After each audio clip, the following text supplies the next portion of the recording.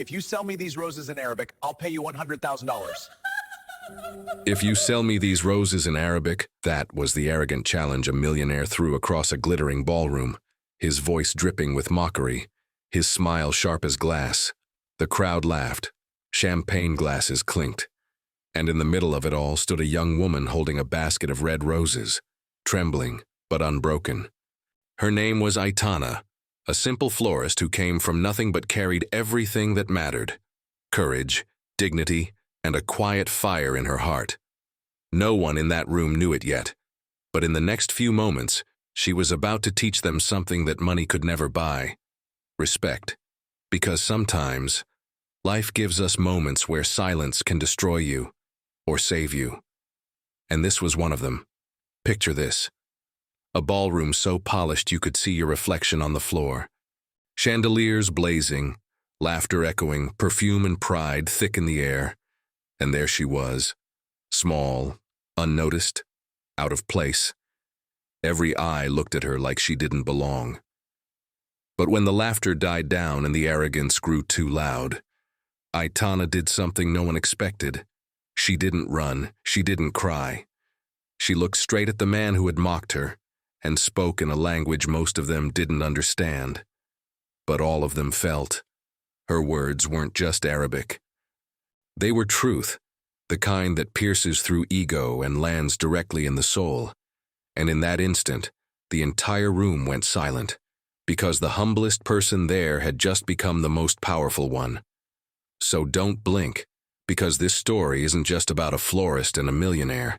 It's about all of us, about the moments we're tested, humiliated, or underestimated. It's about how grace, when met with cruelty, doesn't fight back. It transforms. What Aitana did that night will stay with you, because it reminds us that real strength doesn't shout, it whispers, and its echo lasts forever. Tell me in the comments, from which country and city are you watching this story? Don't forget to subscribe, turn on the notification bell, and like this video so more people can hear stories that restore faith in kindness and dignity. Now, sit back, because when Aitana raises that single red rose, everything and everyone changes. She wasn't the kind of person you'd notice at first glance, and that was part of her quiet magic. Aitana Morales moved through Guadalajara like a breeze that smells faintly of rosewater, present, gentle, and, if you paid attention, surprisingly refreshing. Each morning before sunrise, she'd tie her hair back with a thin ribbon the color of dried petals and wheel a dented handcart down the cobblestones to a tiny stall tucked between a bakery and a shoemaker's shop. The city would still be rubbing sleep from its eyes, metal shutters rattling open, kettles singing, pigeons gossiping like old neighbors on a balcony. The bakery's first batch of bolillos sent warm air into the street, and the scent mingled with the green, slightly peppery smell of freshly cut stems. Aitana arranged her roses with a ritual she'd learned from the only mentor she ever claimed out loud, Samira al-Hamdan, a Jordanian widow who had taught her that flowers and words should both be handled with respect. She polished each vase with the hem of her skirt, tucked stray leaves the way a nurse tucks a blanket, and whispered a greeting to the blooms as if warming them up for a stage. Her ordinary world had that small stage rhythm: sell 3 roses to a young man with a nervous laugh, trade 2 to a grandmother for a tin of homemade cookies, offer 1 to a girl who was mourning a pet.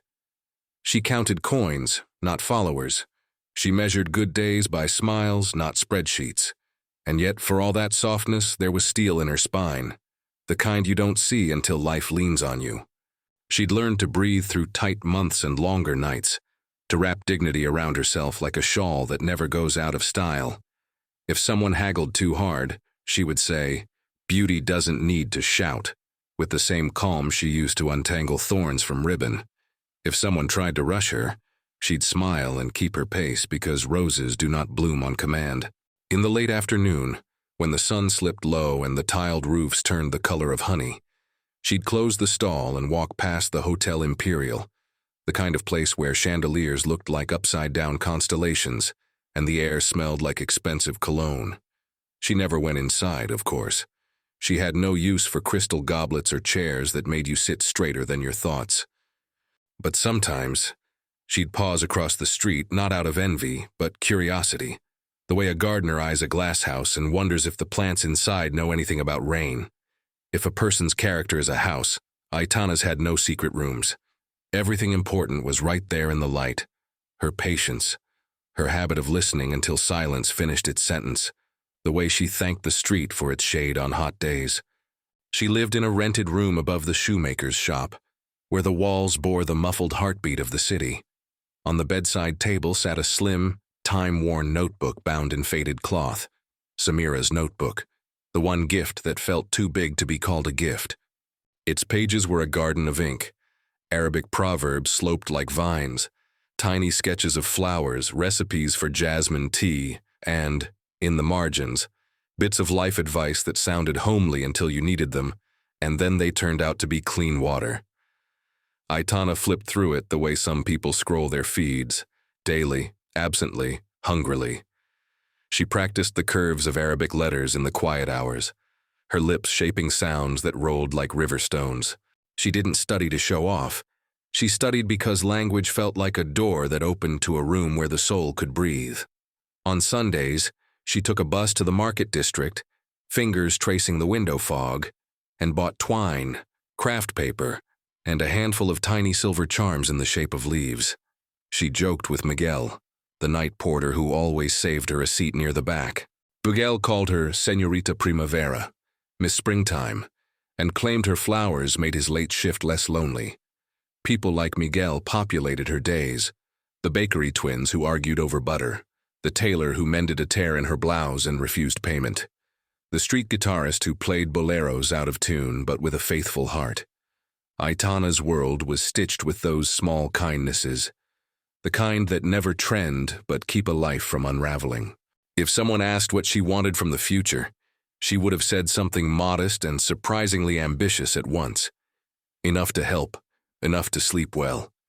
And when the night came, with its crickets and tired dogs and cool air slipping under the door, she blew out the lamp and let the city hold her like a lullaby, as steady as a mother's hum.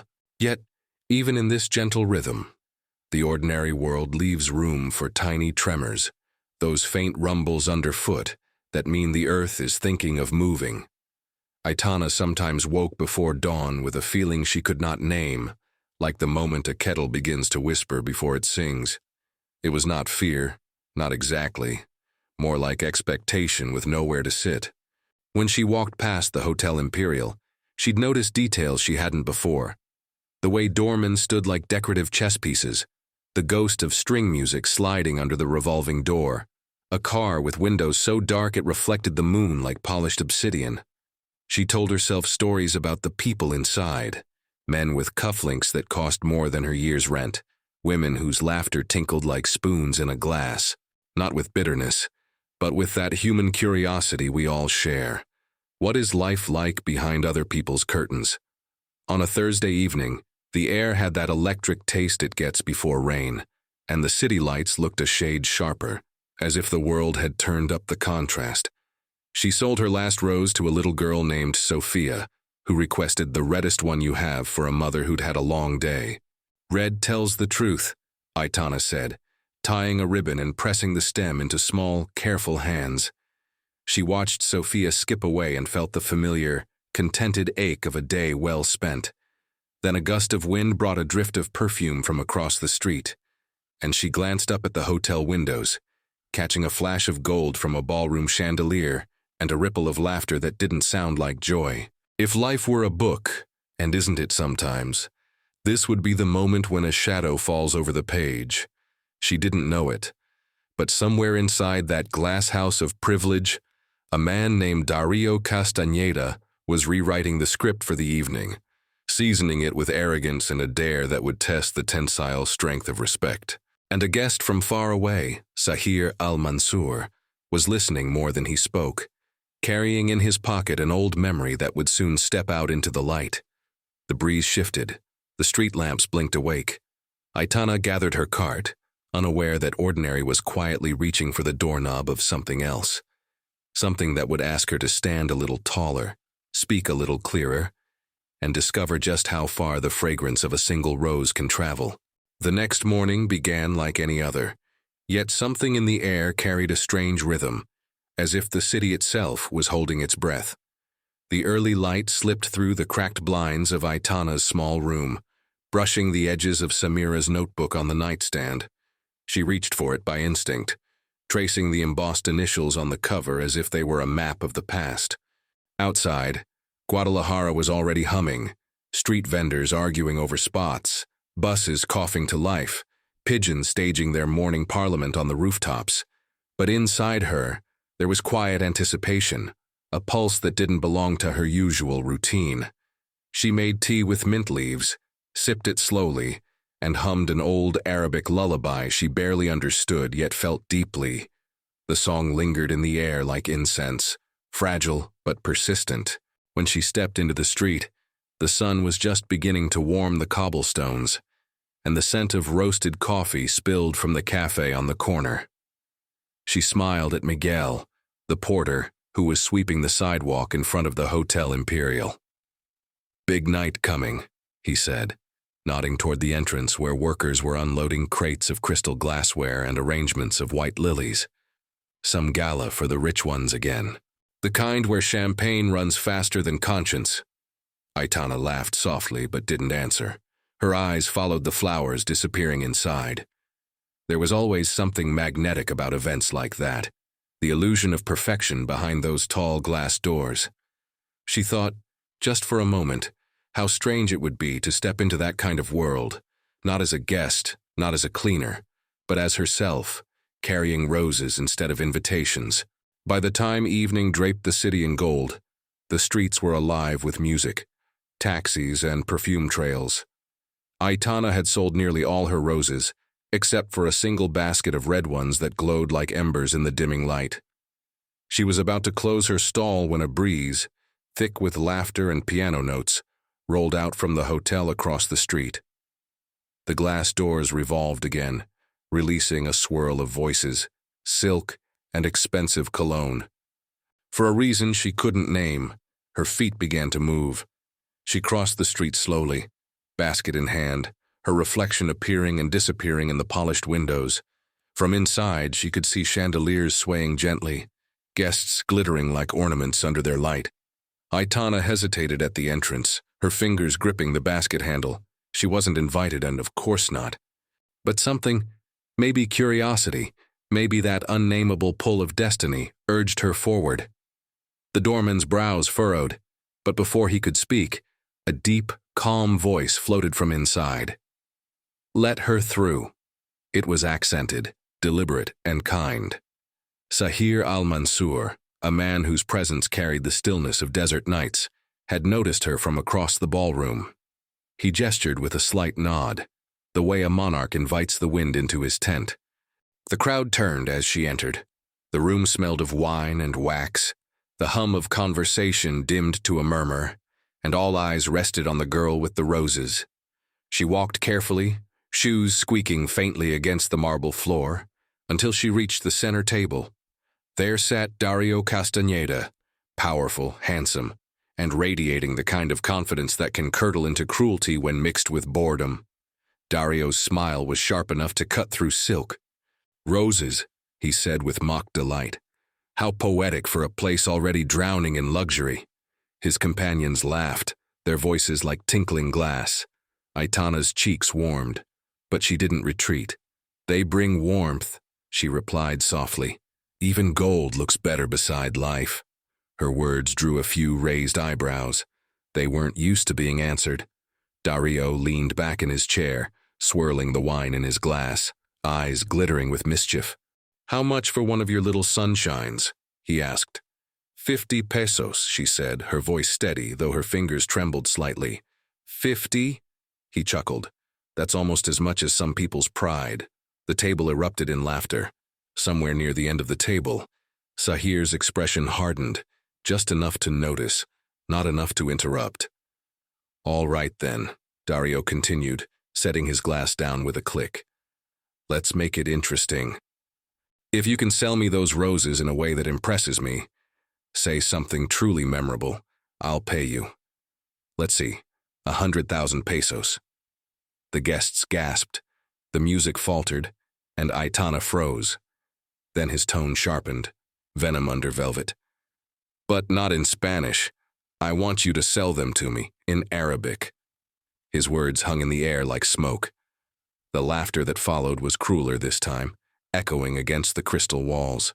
For a heartbeat, the world seemed to shrink to the space between them. Her trembling hands and his smirk. The challenge had been made, and though Aitana didn't yet know it, her entire life had just shifted an inch, the kind of inch that decides whether a seed breaks or blooms. Outside, rain began to whisper against the hotel windows. The orchestra hesitated, unsure whether to keep playing. The aroma of roses mingled with the metallic scent of the storm. Aitana's eyes darted toward the door. She could leave, pretend none of this had happened. But something in the steady gaze of Sahir al-Mansur anchored her. He wasn't laughing. He wasn't mocking. He was studying her, as though she were more than a girl with flowers, as though he saw a story in her she didn't yet know how to tell. Go on, Dario said, resting his chin on his palm. Show us what a humble florist can do.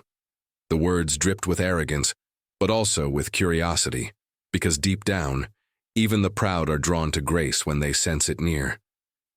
Aitana inhaled slowly. The air smelled of rain, wax, and expectation. The ballroom, once noisy, now pulsed with silence, everyone waiting for her to make a move. Her heart hammered against her ribs, each beat spelling the same truth. Dignity doesn't beg. She adjusted her grip on the basket, straightened her back, and raised her eyes to meet Dario's. The call to adventure doesn't always roar. Sometimes it whispers in the shape of a challenge, wrapped in humiliation, waiting for someone brave enough to answer it. For a heartbeat that felt like forever, Aitana just stood there, her basket of roses trembling slightly in her grip. The laughter still echoed in the marble hall, rippling through the air like a cruel wind that made even the chandeliers seem to shiver. Every pair of eyes was on her, some amused, some curious, most indifferent. She felt her breath catch somewhere between her chest and her throat, the way it does when life suddenly demands more courage than you'd budgeted for the day. The words Dario had thrown at her clung like burrs. Sell them to me in Arabic. It wasn't a challenge of skill, it was a test of worth, disguised as entertainment. The cruel kind of game played by people who forget that dignity is not a currency they can afford. Aitana's first instinct was to turn around, apologize, and walk out. She wasn't supposed to be here anyway. This wasn't her world, and she knew that better than anyone. What did she owe these people? Nothing. But still, her hands wouldn't move. Maybe it was pride, maybe stubbornness, or maybe the echo of Samira's voice in her head, that gentle tone that used to say, "Don't let anyone teach you shame for existing." The irony was sharp. She knew Arabic, a little, enough to speak in kindness, not in spectacle. But under all those stares, even the simplest words had fled her memory. It's strange how fear works. It doesn't roar. It whispers that you'll never be enough. And in that moment, Aitana almost believed it. Her heart pounded against her ribs like it wanted to escape. And for the first time in years, she felt small. Not because she was poor or uninvited, but because she could feel the weight of so many people silently telling her she didn't belong. The lights were too bright, the air too thick, and her palms too sweaty to hold the basket steady. She thought of Samira again, of afternoons spent in the tiny courtyard where the older woman had taught her Arabic by tracing words in flour spread across the table. Letters are like petals, Samira had said once, smiling.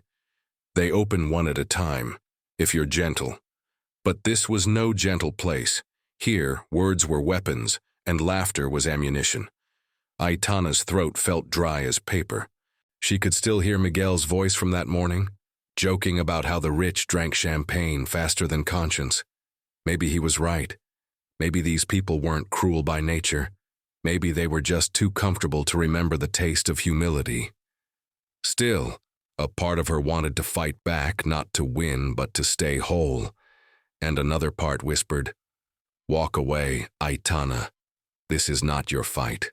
That inner tug-of-war twisted inside her, one side aching to preserve her peace, the other daring her to defend it. The irony wasn't lost on her. Sometimes, courage and surrender wear the same clothes. It's only later you realize which one you chose. Sahir al-Mansur hadn't moved, but his eyes, calm, patient, curious, were fixed on her like an anchor. He seemed to be the only person in the room not entertained by the humiliation. There was a kind of silent conversation in that gaze, something that said, "I see you. Don't rush." The truth doesn't fear laughter. But could she really believe that? The fear of failure pressed against her ribs like a closed fist. She thought of the bills waiting on her kitchen table, the rent due in 3 days, the promises she'd made to herself to never let desperation twist her values. What if she spoke wrong? What if they mocked the language itself? That thought burned worst of all. Samira had once told her, "Arabic is not just words, it's breath, and breath is sacred." The idea of using it for the amusement of people who would never understand its music made Aitana's stomach turn. So she stayed silent. Seconds stretched into minutes, and the tension began to taste metallic, like blood on the tongue. Dario leaned back, smirking, clearly enjoying her paralysis. "I thought so," he said softly, loud enough for the table to hear. "Dignity doesn't pay rent, does it?" The laughter returned, not as loud this time, but sharper, colder. Aitana lowered her gaze, the weight of shame pressing down, and yet, beneath it all, something was stirring, small but stubborn. That same whisper she'd heard as a child when she almost gave up learning to read. Stay. Just stay a little longer. She didn't know why yet, but she wasn't ready to walk out the door. Somewhere, deep in that moment of doubt, the first flicker of defiance began to bloom like a seed daring to push through concrete. The rain had grown heavier that night, drumming softly against the grand windows of the ballroom, as if nature itself were trying to drown out the laughter still hanging in the air. After the cruel bet, Aitana stood frozen, her fingers gripping the wicker handle so tightly that her knuckles blanched. She could feel her pulse in her ears, fast and loud, almost drowning the music that had resumed awkwardly after the silence. Yet amid the murmurs, a gentle presence began to cut through the noise like moonlight through storm clouds. Sahir al-Mansur rose slowly from his seat at the far end of the table. He was an imposing figure, not in size, but in composure. Dressed in a tailored black suit with a silver pin in the shape of a crescent moon, his every gesture carried the quiet confidence of someone who no longer needed to prove anything. His eyes, deep and lined with years of unspoken stories, held a warmth that refused to be dimmed by the arrogance surrounding him. As he approached Aitana, the crowd instinctively stepped aside. Even Dario, amused but curious, leaned back to watch. Sahir stopped just a few feet away from her and bowed his head slightly, a gesture so small, yet so disarming in a room built for pride. "Forgive them," he said softly, his accent coloring the edges of each word like calligraphy. "They do not understand the beauty of what they mock." His voice had weight, the kind that doesn't shout to be heard. Aitana blinked, unsure how to respond. Do you speak Arabic?" she asked. "Enough to listen," he replied, a faint smile touching his lips. Then, glancing toward Dario, he added, "And enough to know that language is not a toy, Signor." The murmur that followed was uneasy, admiration tangled with discomfort. For the first time, Aitana felt that the balance of power in the room had shifted, even if just by an inch. Sahir motioned for her to sit at a nearby table, away from the center of mockery, and she followed, her heart still trembling but her shoulders no longer hunched. The orchestra, relieved to have a reason to move on, began playing again, soft violins, a melody that carried both melancholy and grace. Sahir sat across from her, resting his hands on his cane, the silver ring on his finger catching the chandelier light. "You remind me of someone," he said quietly. "A woman I once knew, also a florist. She used to say that roses bloom best when watered with patience, not pride." Aitana felt her breath hitch. "Samira?" she asked before she could stop herself. His eyes softened, Yes, you knew her. She nodded slowly, the world suddenly spinning in slow motion. Samira's stories of a kind, patient patron from the Middle East flashed through her mind. A man who had once helped her open a small shop near Petra before her husband passed. "You're that man," Aitana whispered. Sahir chuckled, the sound like the rustle of silk. "And you are her student. I should have known." "You carry her calm." For the first time that evening, Aitana smiled, small, shy, but real. "She taught me that every word is a seed," she said, "and some words should never be thrown at people." Sahir's gaze deepened. "Then tonight, plant one that grows beyond this room."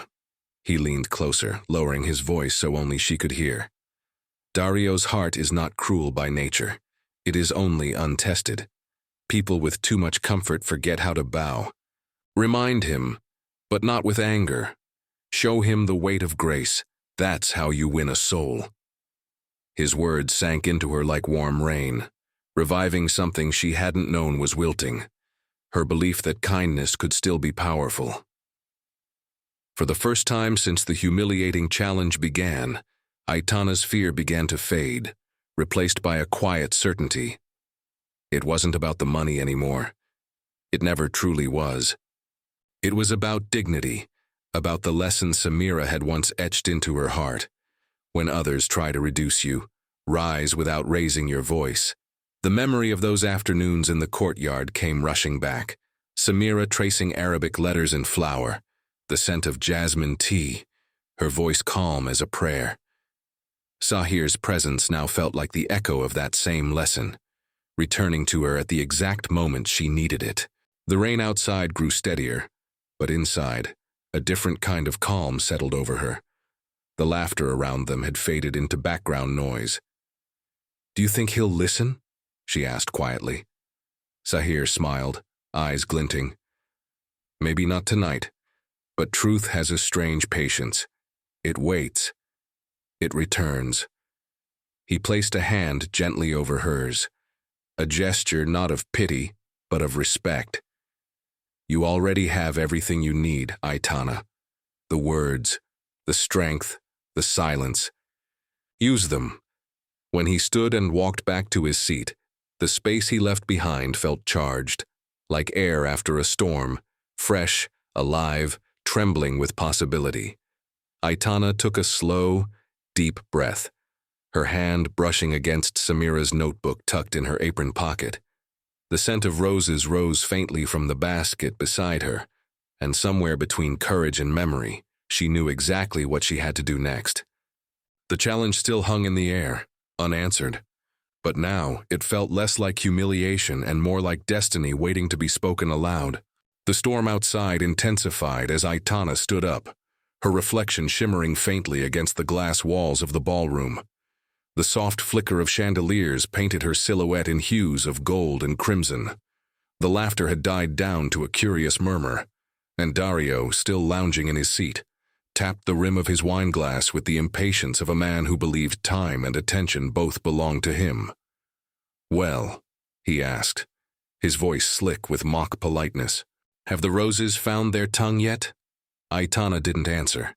She glanced at Sahir across the table, and he gave her the smallest nod, almost imperceptible, but it carried the weight of an entire memory.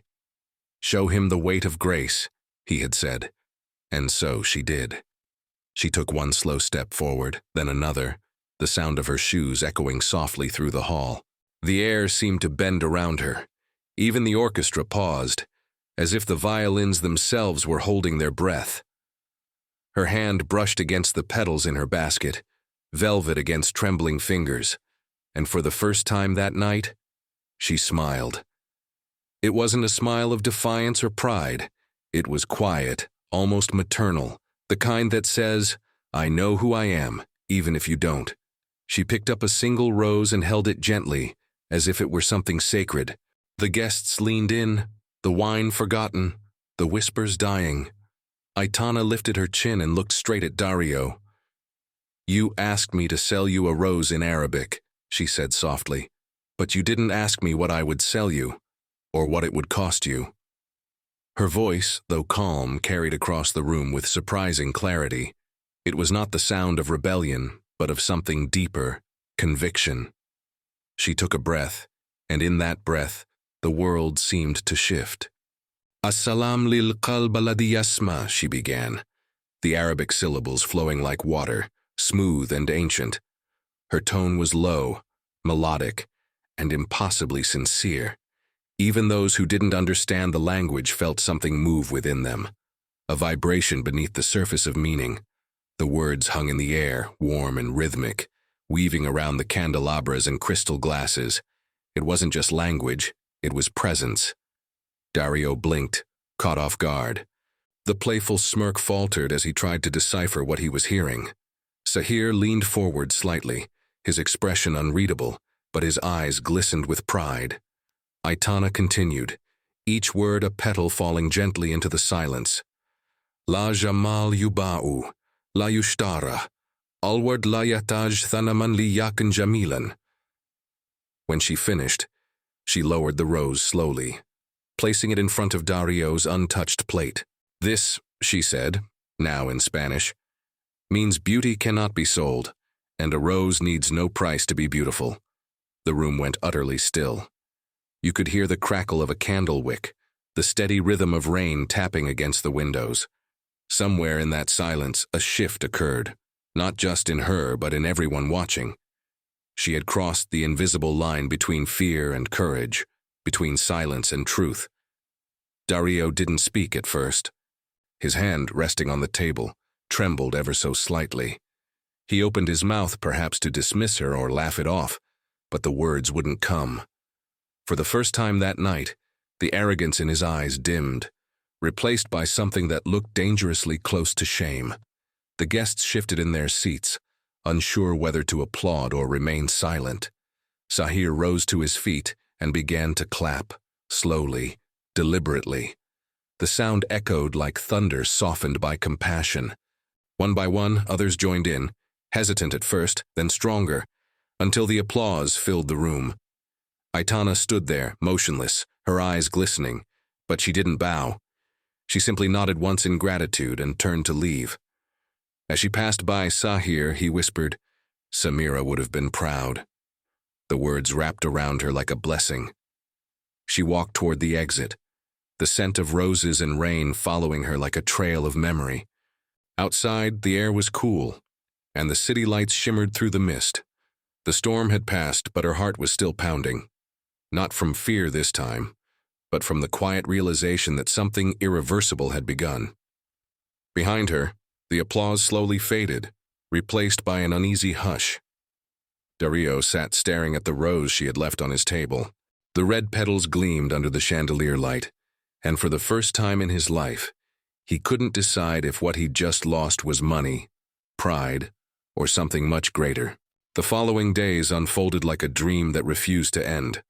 The story of the girl who had silenced a millionaire spread through Guadalajara faster than gossip ever could. Street vendors whispered it between sales, waiters told it in corners of busy kitchens, and even the newspapers carried a brief mention of an unnamed florist who spoke the language of dignity. Aitana tried to return to her routine, waking before dawn, arranging her roses, and setting up her small stall on the same corner she always had. But the world around her felt altered. Strangers looked at her longer, some with admiration, others with disbelief. A few even asked her to repeat the words she'd said that night, as if they carried some sort of hidden magic. But Aitana knew better. It wasn't the Arabic that had moved them. It was the truth inside the words, a truth she herself was only beginning to understand. Still, not everyone saw it that way. For every kind face that smiled at her, there were whispers, cruel ones, that claimed the scene had been staged. "Who brings a basket of roses into a millionaire's gala?" they said. She must have known someone. Aitana pretended not to care, but the weight of those rumors pressed against her chest. It's one thing to be ignored, she thought, but it's another to be misunderstood. And yet, even amid that noise, she had allies she didn't expect, starting with Sahir. He visited her stand one morning, dressed simply this time. No expensive suit, no polished shoes, just a man walking under the soft light of dawn. You look tired, he said, his voice like warm honey. Aitana smiled faintly. I didn't sleep much. The ones who speak truth rarely do, he replied. He picked up a rose and twirled it between his fingers. I came to thank you. What you did that night reminded many of us of what we've forgotten. She tilted her head. And what's that? That dignity blooms even in dirt. He smiled, placing the flower back carefully. Dario hasn't been the same. You left a mirror on his table, and he's been staring into it ever since. The mention of Dario made her stomach twist. She didn't want to think of him, the man who had humiliated her and yet, somehow, was now tied to the story of her awakening. I don't want his guilt, she said quietly. I just wanted to be seen. Sahir nodded slowly. Then keep being seen. Don't disappear now that they're finally looking. His words lingered even after he walked away. That day, for the first time, she sold every rose before noon. People stopped to tell her that her courage had made them proud. Children waved. Old women prayed for her. It was strange, she thought, how humiliation could turn into admiration and admiration into expectation. Everyone wanted something from her now, even if it was just to remind themselves that kindness still existed. But not all eyes that followed her were kind. By the third week, Aitana noticed a sleek black car parked across from her stall. Its tinted windows glinted under the sun, unmoving, patient. One afternoon, as she was closing, the door finally opened, and a man in a tailored suit stepped out. Not Dario, but his assistant. Senor Castaneda wishes to speak with you, he said, at his office. Aitana froze. Every instinct screamed no, but curiosity, that same force that had pushed her into the ballroom, tugged at her again. The next day, she stood in front of the glass tower that bore Dario's name, her heart thudding like a drum. Inside, the air smelled of leather and ambition. When he finally appeared, she barely recognized him. No smirk, no arrogance. His eyes, though, carried something heavier than shame. A plea. I wanted to apologize, he began. For that night. She said nothing. I thought power was about control, he continued. But you showed me that it's about respect. Aitana's silence pressed on him harder than anger ever could. Let me do something for you, he insisted. A donation, a business, anything. She shook her head. Respect isn't something you can buy, senor. That single sentence seemed to deflate him. When she left his office, the city air felt different, freer, almost forgiving. But behind her, in the reflection of the building's glass, she caught a glimpse of Dario standing still, watching her go. A man who had met his first true test and wasn't sure if he had passed. For Aitana, though, the real test had just begun. Because sometimes, the hardest battle isn't against cruelty. It's against the temptation to forget who you are once the world starts clapping. The next few weeks were quieter. The kind of quiet that hums underneath the skin, where life seems ordinary but the soul knows something is shifting. Aitana's routine returned, dawns scented with dew, hands stained with the soft green of rose stems, evenings spent counting coins beneath the yellow light of her small kitchen. Yet inside her, there was a weight she couldn't quite name. It wasn't sadness exactly, nor pride. It was something between both, like a melody that had forgotten its ending. Every time she passed the Hotel Imperial, her chest tightened. It wasn't because of Dario, though his name still lingered in whispers she couldn't escape. It was because that place, Yuma, that night, had changed her. She had stepped into it a girl who sold flowers and left it a woman who had made the powerful listen. But what did that mean now? Her hand still trembled some mornings. Her rent was still due. And courage, as it turns out, doesn't pay bills. You gave them a story, she told herself one evening, as she trimmed a fresh bouquet. Now you have to live yours. Still, she couldn't shake the sense that something was coming, the way the air grows heavy before a storm, or the way silence seems too loud before a confession. It came sooner than she expected. One morning, she found an envelope under her stall, no name, just a red wax seal with the letter S. Inside, a note written in neat Arabic script. A rose doesn't bloom to be seen, it blooms because it must. She knew instantly it was from Sahir. Attached was a train ticket to Mexico City. Why would he want me there? She murmured. Curiosity burned through her hesitation like sunlight on frost. Within days, she packed a small bag, just clothes, Samira's notebook, and a few dried rose petals she kept for luck. The journey was long, winding through hills and rain, the landscape shifting from the familiar warmth of Guadalajara to the restless pulse of the capital. When she arrived, Sahir was waiting at the station, leaning on his cane, his smile calm and knowing. "You came," he said. "You didn't tell me why," she replied. "If I had," he said, "you might not have." He took her to a modest yet elegant building, not a mansion, but a place filled with quiet purpose. Inside were rows of women, arranging bouquets, weaving floral crowns, and packing baskets with gentle precision. The air smelled of jasmine and hope. This, Sahir explained, was Samira's dream, a place where women who have been silenced can learn to speak again, with flowers, with work, with dignity. Aitana's breath caught. "And you want me to continue it," he said simply. That night, Aitana sat by the window of the small guest room Sahir had given her. The city lights blinked like fireflies, and somewhere in the distance she could hear music drifting through the streets. She opened Samira's notebook again. Between its pages, she found a faded photograph of her mentor, smiling, holding a bouquet not much different from her own. Written beneath it, in Arabic and Spanish, were the words, "Beauty is not a luxury, it's a right of the soul." Tears welled in her eyes. She understood now everything, the humiliation, the applause, the whispers, had led her here. The cave she was entering wasn't a physical place, but an inner space, where she had to face her truest self. Could she lead? Could she carry Samira's legacy without losing her own identity? The thought both thrilled and terrified her. Outside, thunder rolled softly over the city, and rain began to fall again, tapping against the window like an old rhythm she knew by heart.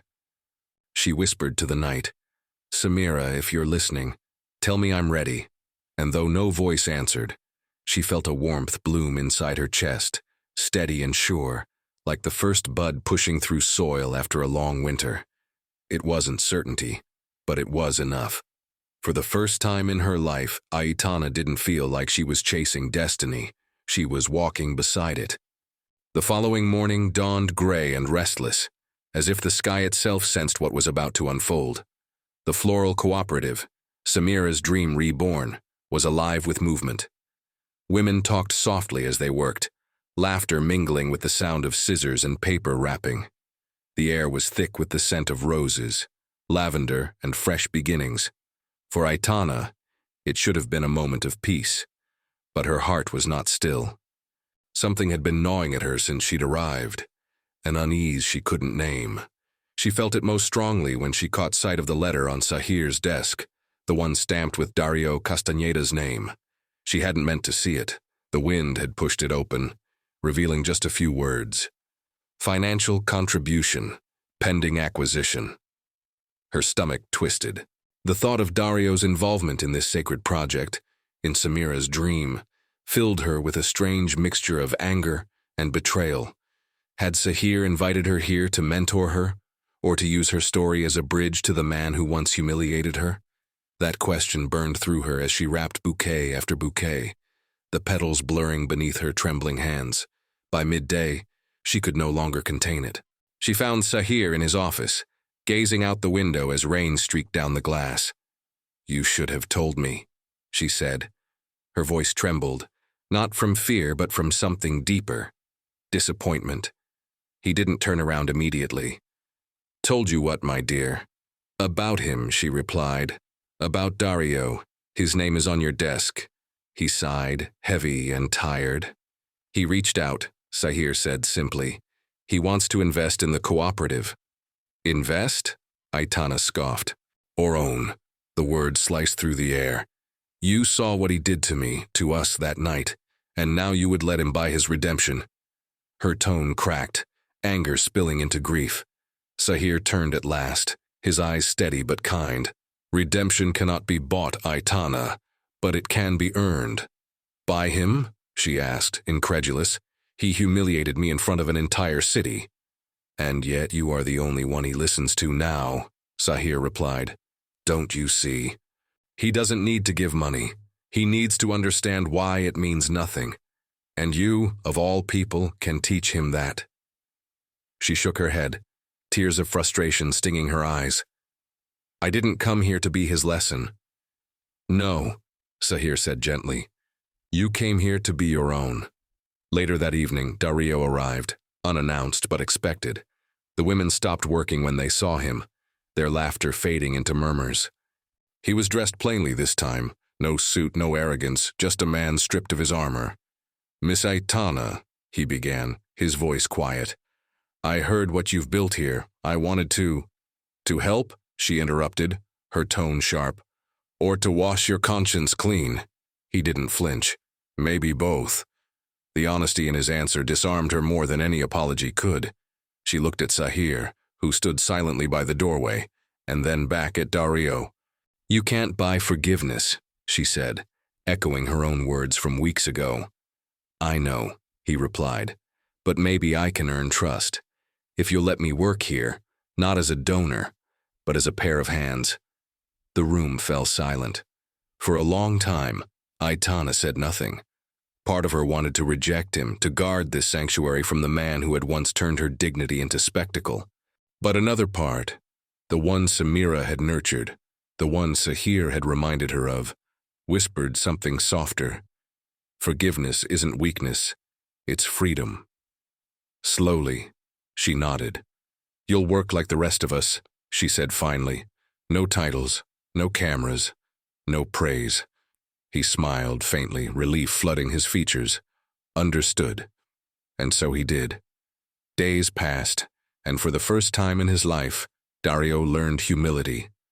He arrived before dawn, hauling crates of flowers, trimming thorns, his manicured hands bleeding as he worked.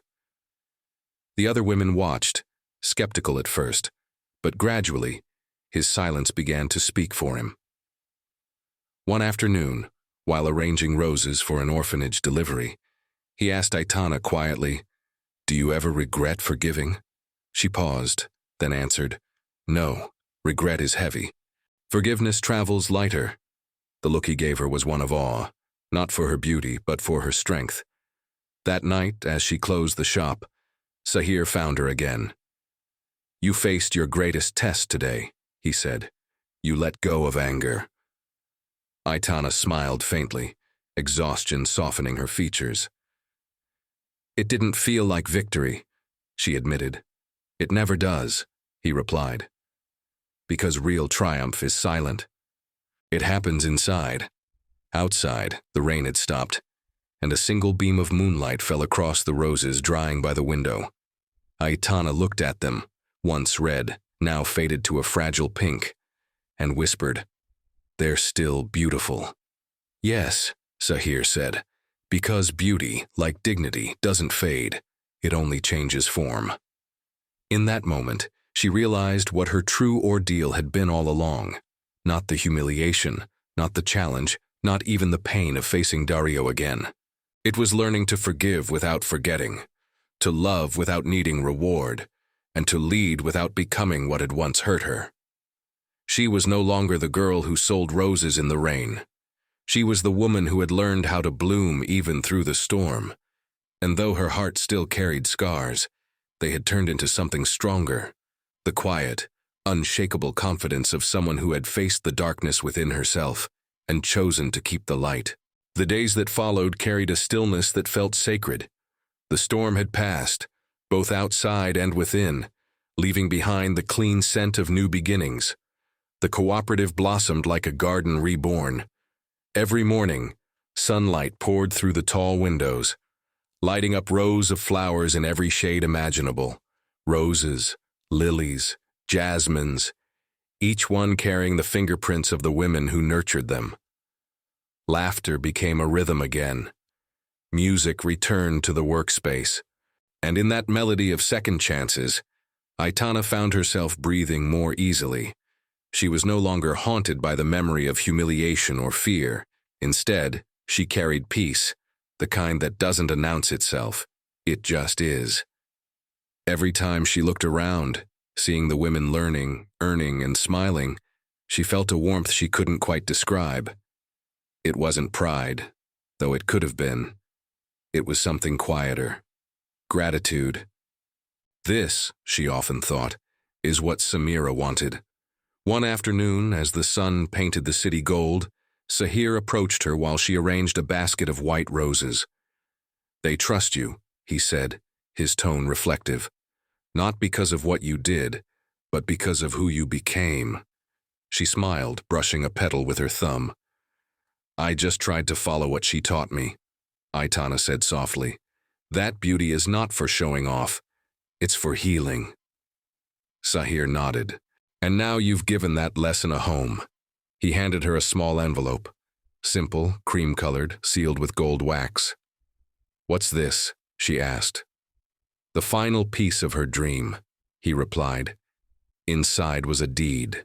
The cooperative, officially and legally, was now hers. Her breath caught. "Sahir, I can't accept this." He smiled, eyes gentle. "You already did. The moment you chose forgiveness over anger, this became yours." Tears welled up, blurring the roses before her. She wasn't crying out of surprise. She was crying because deep down, she knew this was where her path had been leading all along. Sahir rested a hand on her shoulder. "You were the seed," he said. "Samira and I just made sure the soil was ready." That evening, when the others had gone home, Aitana stayed behind, sitting by the window as dusk crept into the room. The scent of roses filled the air, faint, sweet, eternal. On the table lay Samira's notebook, now worn from use, its pages full of pressed petals and ink-stained thoughts. She opened to the very first page and read aloud the words she had once memorized but never fully understood. "The flower doesn't ask for applause. It simply blooms, and in doing so, it changes everything around it." Her voice trembled as she spoke, not with sadness but with awe.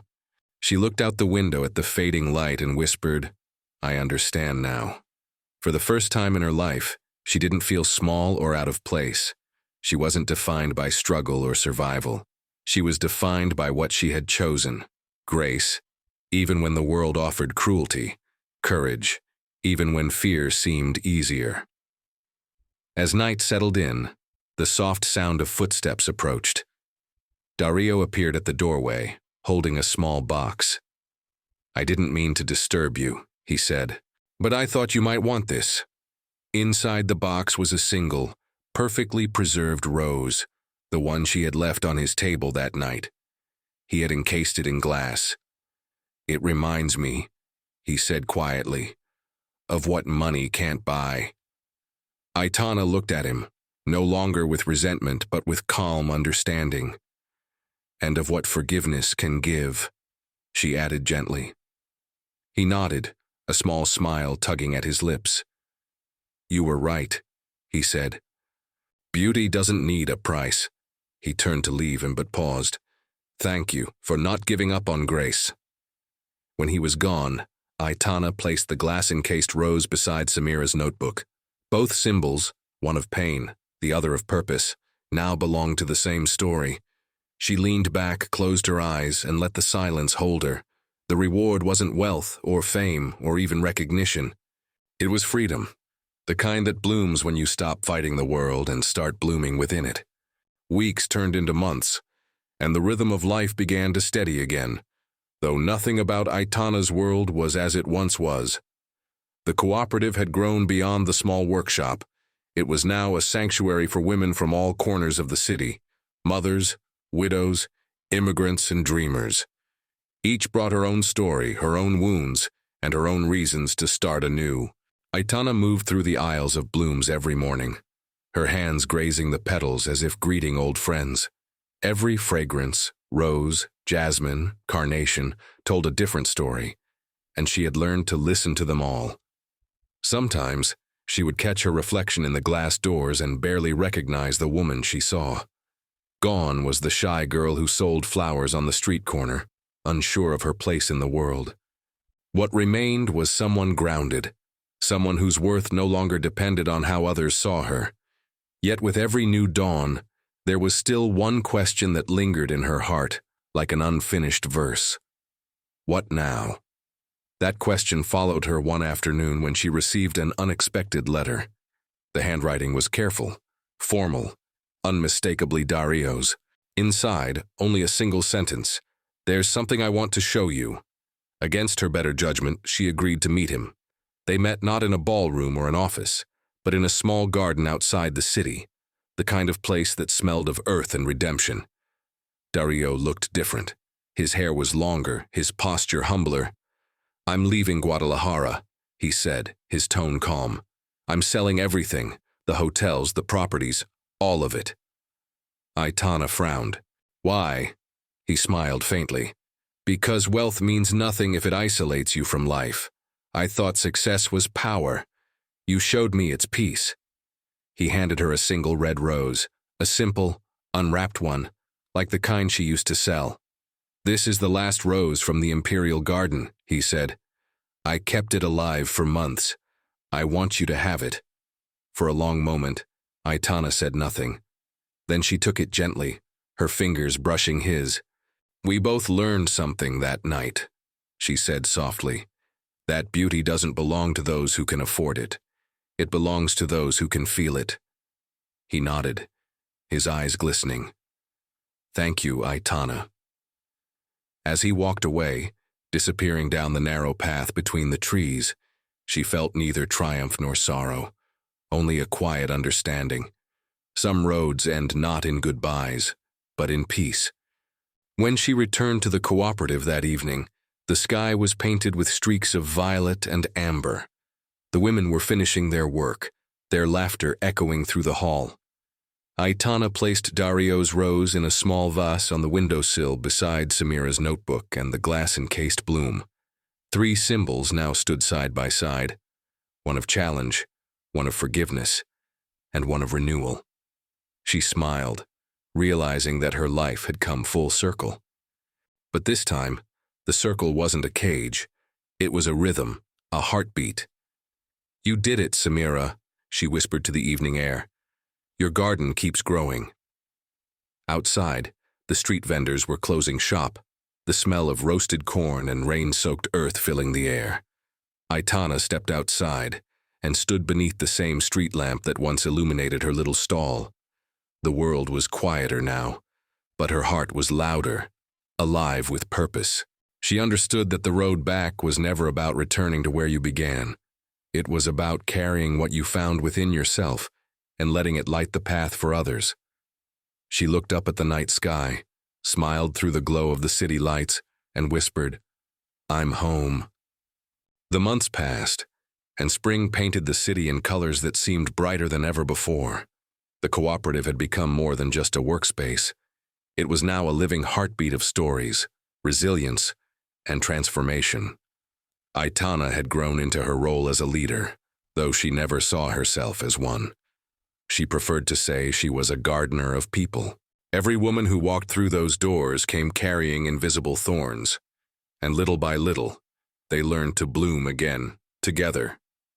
Yet, even in that peace, there came a moment that would test Aitana one last time, not in public humiliation or anger, but in loss. One morning, Sahir didn't arrive. He was never late, never absent, and yet his chair by the window remained empty. Hours turned into days. And then came the call from the hospital. He had fallen ill quietly, refusing to tell anyone, his body finally yielding to time. Aitana visited him, the scent of antiseptic filling the sterile room.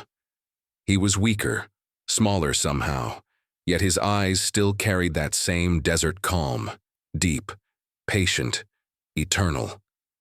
"You've built something beautiful," he whispered, his voice barely audible. "You finished what Samira and I only began." She clasped his hand, tears spilling freely. "I can't do this without you," she said. He smiled faintly.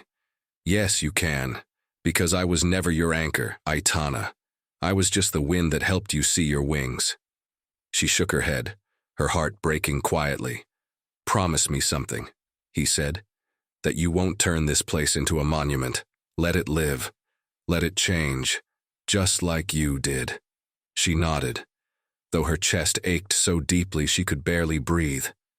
"You were my mentor," she whispered, "and you were my proof that kindness still exists," he replied. His last words lingered like the final note of a song. "Now go. The world still needs roses." When he passed, the grief came in waves, fierce, then soft, like tides against her heart. For days, the cooperative fell silent. The women wept with her, sharing memories, planting roses in the courtyard in his name.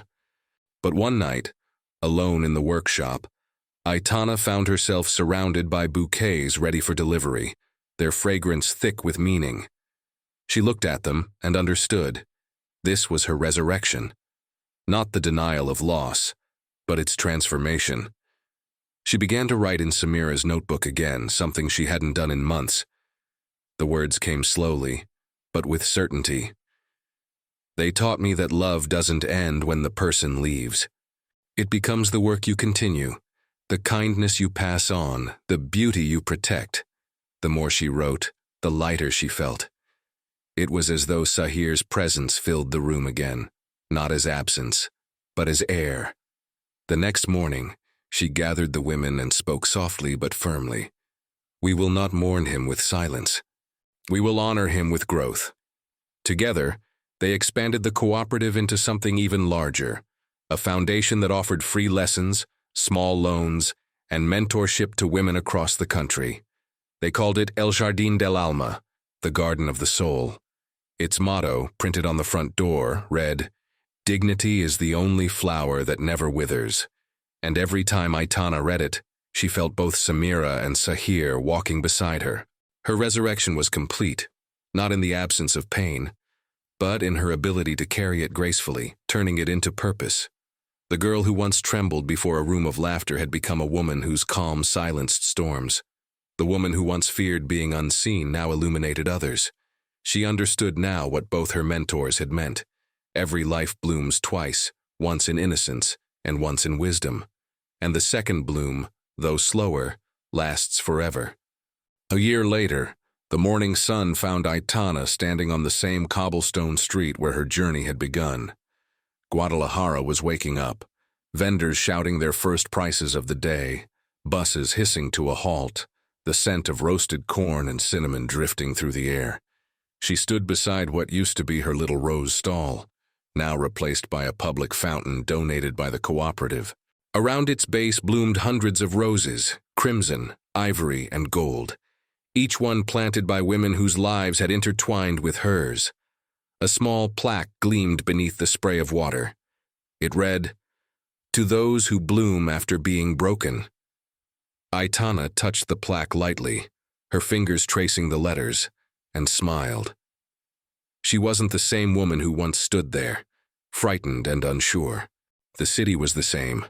The morning was the same. Even the light fell the same way, but she was utterly transformed. Inside her chest beat a heart unafraid of silence, unafraid of being seen. And that, she realized, was the true elixir. Not wealth, not recognition, but wholeness. Later that day, she returned to El Jardín del Alma, where the sound of laughter and soft music filled the air.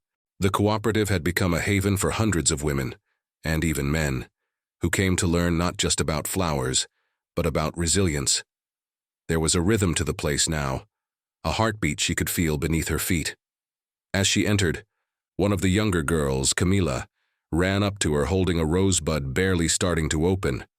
"Señora Aitana," she said breathlessly, "how do I make it bloom faster?" Aitana smiled, crouching to meet her gaze. "You don't," she said gently. "You wait. The best things bloom when they're ready." The girl frowned, then smiled, understanding more than words could explain.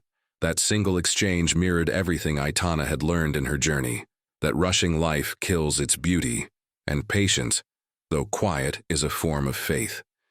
She watched the girl run back to her workbench, humming a tune that sounded suspiciously like the Arabic lullaby Samira used to sing. The melody echoed through the hall, carrying warmth, history, and hope. That evening, as the sun melted into the horizon, Aitana stood at the doorway of the cooperative, watching her garden. Not of flowers, but of souls. She thought of everyone who had walked beside her: Samira, whose wisdom had planted the first seed; Sahir, whose guidance had turned her pain into purpose; and even Dario, whose arrogance had unknowingly opened the door to her transformation. Every face, every moment, had been a thread in the tapestry of who she had become. She picked up Samira's old notebook and opened to the final page. In her own handwriting, she wrote, "If you sell a rose in Arabic, it means you speak the language of the heart, and the heart understands what words cannot." She closed the book, placed it on the shelf beside the glass-encased rose, and exhaled, deeply, peacefully. The world outside grew quiet, and in that silence, she felt a soft certainty. This was not the end of her story, but the continuation of a legacy that would outlive her. As the lights dimmed and the last of the workers left, Aitana walked into the courtyard, where hundreds of roses swayed under the moonlight. The air was cool, the stars bright, and somewhere, she imagined Samira and Sahir watching, smiling, proud, eternal. She whispered to the wind, her voice steady and full of gratitude. "I understand now, the rose doesn't bloom for applause. It blooms to remind the world that beauty can survive anything." A single petal fell from a rose and landed at her feet, as if in answer. She picked it up and tucked it into her pocket. Then, turning toward the city beyond, she whispered one last time, this time in Arabic, "Shukran lil hayat." Thank you, life. And as she walked back through the archway, her figure bathed in golden lamplight, it was clear that she had carried home the greatest treasure of all: peace born from purpose, love reborn through loss, and a heart that had learned to speak in every language, especially the language of the soul.